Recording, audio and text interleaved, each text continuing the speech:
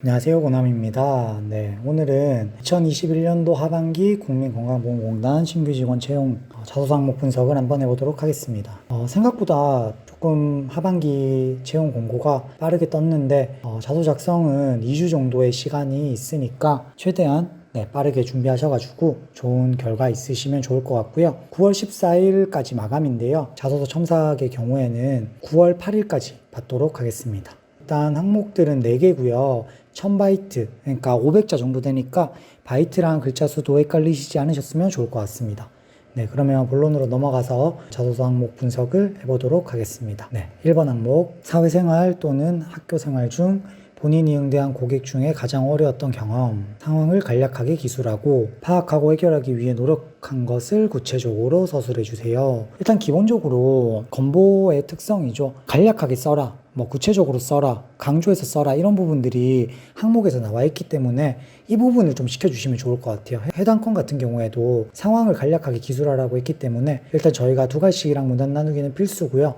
어떤 상황이었다, 어떤 어려웠던 경험이 있었다는 한 줄 정도로 짧게 작성하시는 걸 추천드립니다. 민원인 응대 역량을 보기 위한 항목이라고 봐주시면 좋고요. 아무래도 기존에 있었던 거랑 크게 다를 건 없지만 조금이나마 본인이 했던 경험 중에서 문제를 극복하고 해결했던 것, 고객을 응대했던 것, 거기에 조금 포커스를 맞추시면 좋을 것 같다 라고 보여집니다. 일단 기본적으로 단순히 어떠한 행동을 했는데 해결하였다 라는 방향으로 작성하기보다는요, 어떠한 문제 파악 혹은 어떠한 고객 니즈 파악을 하였는데 거기에 맞는 맞춤형 해결 방안을 제시하였다 혹은 맞춤형 해결 방안을 시행하였다, 그로 인한 노력은 이러하다 라는 것에 집중하면 좋을 것 같습니다. 2번으로 넘어가도록 할게요. 여러 과업을 동시에 진행했던 경험에 대해서 기술하시오 라는 항목인데요, 어떤 과업들이 있었는지 간략하게 기술하고 상황에 본인의 대처 방향은 무엇이었는지 구체적으로 서술해 주시기 바랍니다 라는 항목인데요, 여기도 마찬가지예요. 어떤 거는 간략하게 써라, 어떤 건 구체적으로 써라 라고 명확하게 나와 있기 때문에 이 부분에 대해서 조금은 중점적으로 작성하시면 좋을 것 같습니다. 두 가지씩과 문단 나누기는 필수고요.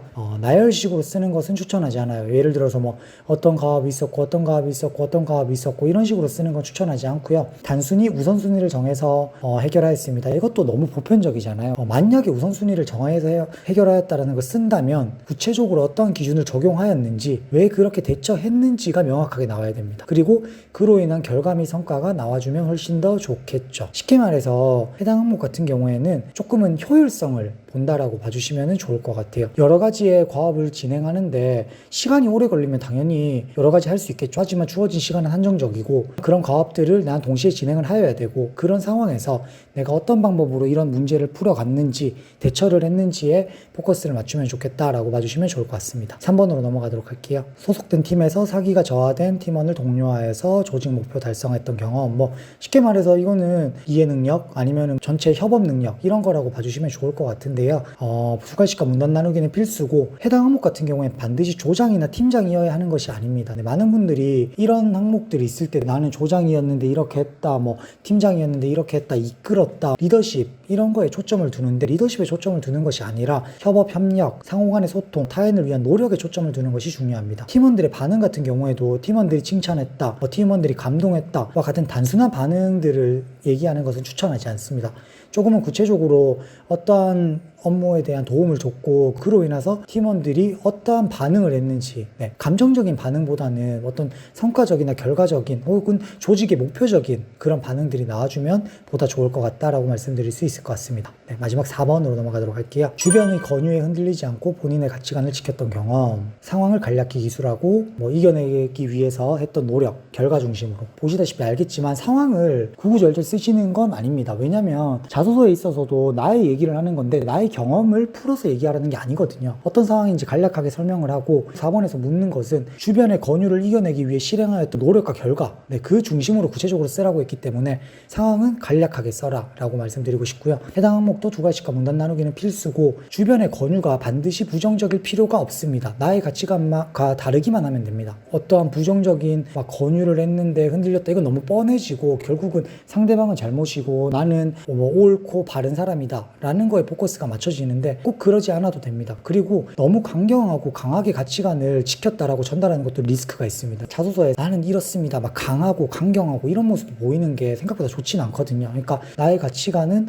어떠어떠하다, 어떠어떠한 가치관이 있다, 어떠한 방법으로 주변의 권유에 대처하였다, 이런 부분이 언급되는 게 좋을 것 같고요. 당연히 결과나 성과가 구체적으로 나와주는 게 필요할 것 같습니다. 여기까지 일단 4가지 항목에 대해서 말씀을 드렸는데요. 전체적으로 어떤 거는 간략하게 작성하고 어떤 거는 구체적으로 작성하라가 명확한 것 같아요. 이 부분에 대해서 작성하실 때 조금 포커스를 가져가시면 좋을 것 같고요. 건보의 특성상 어떤 협업 과정, 협업의 노력, 그 다음에 문제 해결의 노력, 과정, 결과, 이런 부분에 좀 집중하시면 좋거든요. 그리고 생각보다 소재를 찾을 때에는 뭔가 남들이 흔히 쓰는 대학교 팀 프로젝트라든지 남자분들 같은 경우에 군대라든지 이런 보편적인 소재만 아니면 그 어떤 소재라도 괜찮습니다. 항목에서 묻는 것에 대해서 해결 과정, 노력에 대해서만 구체적으로 쓴다면 어떤 소재든 문제없이 작성하실 수 있기 때문에 그 부분은 크게 고민하지 마시라 라고 말씀드릴 수 있을 것 같아요. 해당 항목 같은 경우에는 제가 9월 8일까지 첨삭을 받을 거니까 최대한 많이 첨삭 신청 주시면 좋을 것 같고요. 건보 이번에 채용이 하반기에 처음으로 뜬 만큼 많은 분들께서 지원하셔서